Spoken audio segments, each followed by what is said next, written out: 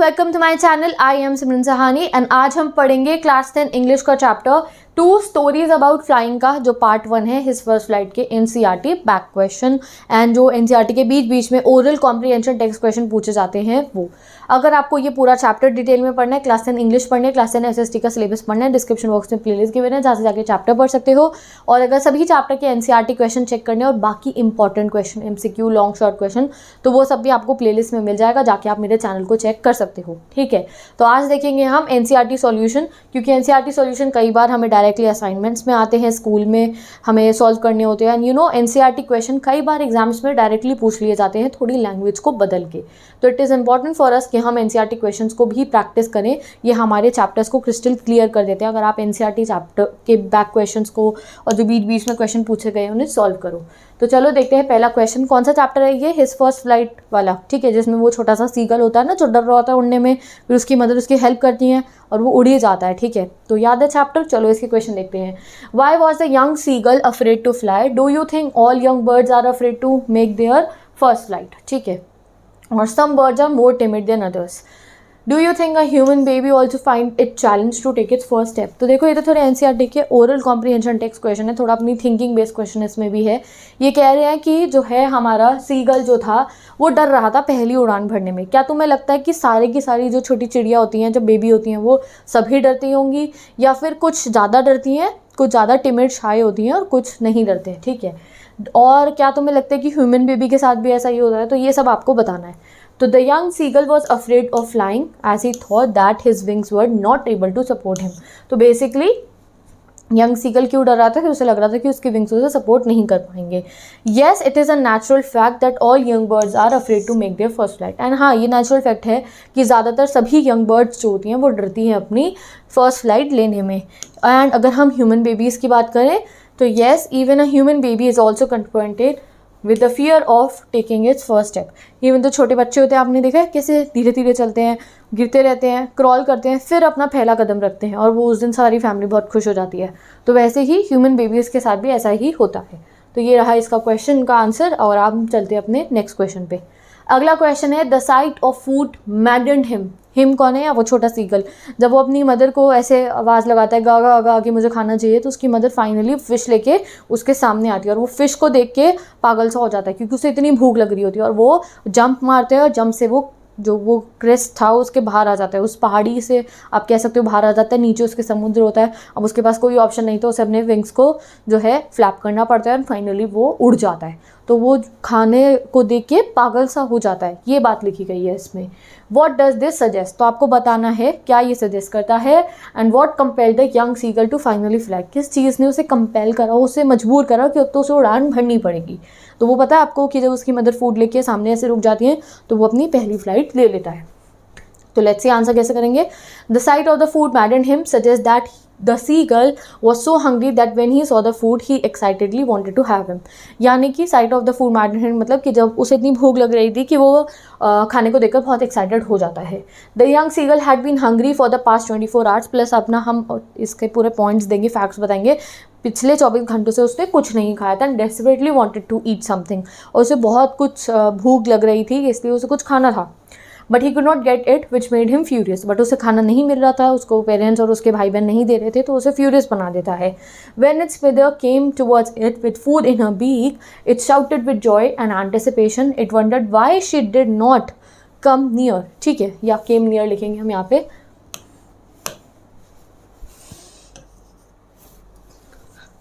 ठीक है, अब आगे देखते हैं। यहाँ तक तो हमें समझ में आ गया कि क्यों वो उतना एक्साइटेड हो जाता है फूड को देखकर।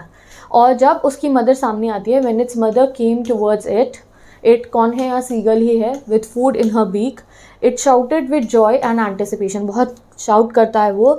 It wondered why she did not came near, और फिर वो एकदम से सोचता है कि वो मेरे पास क्यों नहीं आ रही है, वहाँ सामने क्यों रुक गई हैं। The young seagull was unable to resist hunger. But उस समय उसे इतनी भूख लग रही होती है, वो उस हंगर को रेजिस्ट नहीं कर पाता है। And it dived at the food, और वो डाइव मारता है फूड पे। और एक्चुअली उसके वजह से वो फर्स्ट फ्लाइट अपनी उड़ान भर लेता है, क्योंकि नीचे सी होती है और वो उस क्रेस्ट से भागता हुआ आगे आ चुका होता है। और फिर वो अपने पर जो है उनको चलाता है और उड़ना शुरू कर देता है। It dived at the food in its mother's beak and made his first flight. तो ये सब तो चैप्टर मैंने आपको समझा दिया था। ये रहा हमारा आंसर। ठीक है, अब चलते हैं अपने नेक्स्ट क्वेश्चन पे। They were beckoning to him, calling shrilly. Why did the seagull's father and mother threaten him and call him to fly? तो दे कौन है या पेरेंट्स है सीगल के, वो बेकनिंग यानी कि उसे डांट रहे थे, उसे वार्निंग्स दे रहे हैं कि उड़ना सीख लो वरना खाना नहीं मिलेगा तुम्हारे को। तो वो ऐसा क्यों कर रहे थे? तो basically the young seagull was afraid to fly as he thought his wings would not support him. Young seagull उड़ने से डर रहा था, उसे लग रहा था मेरी विंग मुझे सपोर्ट नहीं करेंगे और मैं नीचे गिर कर डूब जाऊंगा। ठीक है।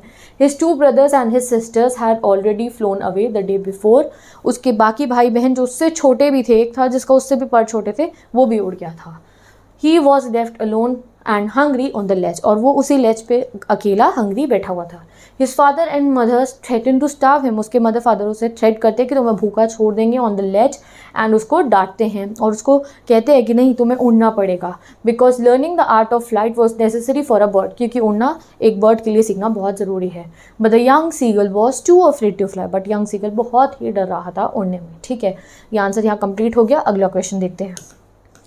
Have you ever had a similar experience where your parents encouraged you to do something that you were scared to do? Discuss in pairs or group. तो गाइज ये ऐसा क्वेश्चन है, थोड़ा थिंकिंग बेस्ड है, तो इसको आप अपने क्लास में सॉल्व कर सकते हो। और यस, तो इसका स्टार्टिंग में आप कैसे बना सकते हो, पूछा गया है कि आपकी लाइफ में भी ऐसा कभी हुआ है कि कोई ऐसा काम करने के लिए आपको आपके पेरेंट्स ने मोटिवेट करा होगा। तो इसमें यूजुअली साइकिल वाला एग्जाम्पल लिख दिया जाता है कि बचपन में जब बच्चों को साइकिल सिखाई जाती है तो बच्चे भी डरते हैं बैलेंस करने में, बट धीरे धीरे वो सीख ही जाते हैं। तो वही चीज़ आप समझा सकते हो। अगर आपको कोई और एक्सपीरियंस हो जिसमें आपके पेरेंट्स ने आपकी मदद करी हो, इनिशियली आपको डर लग रहा हो, उन्होंने आपको इंकरेज करा हो और वो चीज़ में अब आप परफेक्ट हो और वो सक्सेसफुल हो गई हो, कोई भी एग्जाम्पल आप लिख सकते हैं। तो yes, I have had a similar experience in my life. It is absolutely natural to feel scared in doing something new. तो इस तरीके से हम शुरुआत कर सकते हैं कि हाँ, कुछ नया करने में जो है डर लगता है शुरुआत में। It also happen to me when I was a small child, I had a greater fear of. और यहाँ पे आप आगे कुछ भी लिख सकते हो, जैसे अगर मैं अपना बताऊँ तो मुझे स्केटबोर्डिंग करने का मन है, मैं सीखना चाहती हूँ बट मुझे डर लगता है अभी। ठीक है, वैसे ही आपका कोई और, बट एज अ चाइल्ड पूछा गया है ना अभी, तो चाइल्डहुड में आपके क्या थे, जैसे साइकिलिंग हो सकता है, स्विमिंग, एनीथिंग लाइक दैट, जो भी आपको अच्छा लगता हो आप आंसर लिख सकते हो। और आपकी हेल्प के लिए एक आंसर मैंने डिस्क्रिप्शन बॉक्स में भी पेस्ट कर दिया है जिसको आप चेक कर सकते हो। ठीक है, अगला क्वेश्चन भी ऐसा ही है। ऐसा क्वेश्चन जो है देखो आप, in case of a bird flying it seems a natural act and a foregone conclusion that it should succeed. In the example you have given in answer to the previous question, was your success guaranteed or it was important for you to try regardless of a possibility of failure?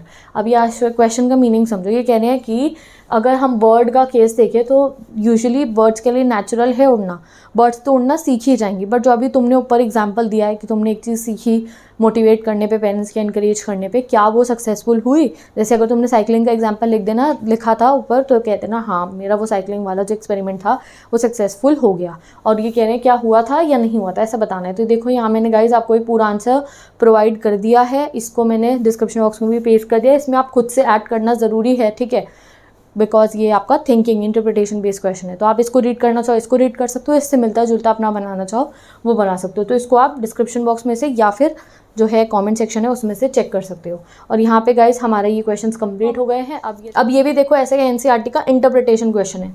Right a short composition on your initial attempt at learning a skill. कोई भी skill learn करने में क्या initial attempt था आपका, उसे आपको short paragraph लिखना है। You could describe the challenges of learning to ride a bicycle or learning to swim, make it as humorous as possible।